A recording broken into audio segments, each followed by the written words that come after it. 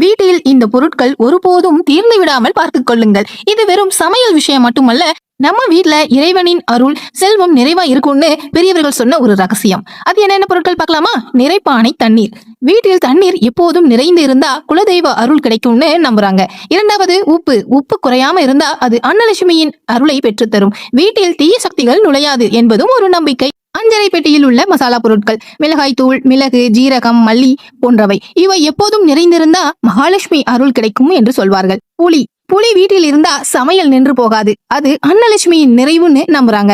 ஊறுகாய்.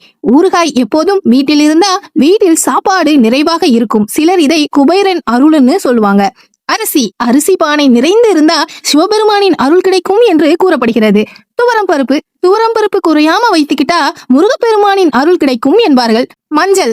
மஞ்சள் கிழங்கு அல்லது மஞ்சள் தூள் வீட்டில் இருந்தா அம்மன் அருள் கிடைக்கும் என்று நம்பப்படுகிறது. மேலும் பால், தயிர் சமையலறையில் எப்போதும் இருந்தா வீட்டில் பண வரவு அதிகரிக்கும்னு பெரியவர்கள் சொல்வாங்க. இந்த எல்லா பொருட்களிலும் தெய்வ வாசம் இருக்கும் என்பது நம்பிக்கை. அதனால அவையெல்லாம் குறைஞ்சுக்கிட்டே இருக்கும் போதே கொஞ்சம் கொஞ்சமா வாங்கி நிரப்பிக்கிட்டே இருங்க. அப்போதான் கடவுளின் அருளும் செல்வமும் நிறைவும் நம்ம வீட்லயும் நிச்சயம் நிலைச்சிருக்கும்.